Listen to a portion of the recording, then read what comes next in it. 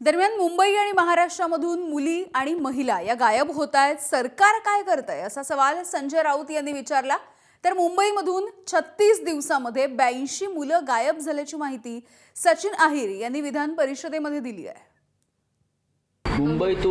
मुंबईतून मुली गायब होण्याचं प्रमाण वाढले, बेपत्ता होत आहे. महाराष्ट्राच्या अनेक नंदुरबारमधून सगळ्यात जास्त मुली गायब होत आहेत. कुठे जात आहेत त्या? कोणत्या टोळ्या काम करत आहेत? महिला लाडक्या बहिणींच्या संदर्भात फक्त 1,500 रुपयांवरच तुम्ही महिलांना खुश ठेवताय. महिलांवर अत्याचार होत आहेत, महिला पळवल्या जात आहेत, पलायन केलं जात आहे, मुली पळवल्या जात आहेत. त्याच्यावर कधी फडणवीस आणि मिनते बोलत नाही. फक्त लाडकी बहीण आणि 1,500 रुपये हाच त्यांचा अजेंडा आहे. या विषयावर बोला. मुंबईतून मुली का गायब होत आहेत? कोणती टोळी इथे काम करते आहे? त्याच्यावर जरा फडणवीस तोंड उघडा. सभापती महोदय, फक्त गेल्या वर्षीचा आपण NCBRचा रिपोर्ट जर आपण बघितलं तर जून ते डिसेंबर महिन्यामध्ये अल्पवयीन मुली आणि मुलं 370हून अधिक मुलं हे बेपत्ता झालेल्या घटना ही गेल्या जून ते डिसेंबर महिन्यामध्ये आपल्याला पाहायला मिळाले.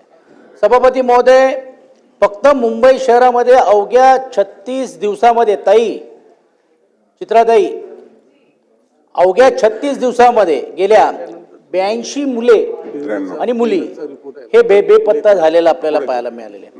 दरम्यान या सगळ्यावरती आता मुख्यमंत्र्यांनी आदेश दिलेले आहेत आणि लवकरच बेपत्ता मुलांचा शोध लावण्याच्या सूचना देखील त्यांनी दिल्याची माहिती गृहराज्यमंत्री योगेश कदम यांनी दिली आहे. माननीय राजसाहेब ठाकरे यांनी मुख्यमंत्री महोदयांना काय पत्र लिहिलं आहे त्याचा मसुदा काय ह्याची मला माहिती नाही. शेवटी काही अल्पवयीन मुलं आहेत, काही अल्पवयीन मुली आहेत, त्यांना शोधण्याकरता देखील आपली जी टीम्स असतात ते अग्रेसिव्हली काम करत असतात. आणि मला वाटतं ह्या विषयाकडे माननीय मुख्यमंत्री महोदयांनी देखील अतिशय गांभीर्याने लक्ष दिलेलं आहे. त्यांनी देखील गंभीर सूचना ह्या संबंधित अधिकाऱ्यांना देऊन या सर्व मुलांना आपण शोधलं पाहिजे की ते ज्या मोहिमा आहेत त्या अग्रेसिव्हली आपण भविष्यात देखील केल्या पाहिजेत असं सूचना दिलेल्या आहेत.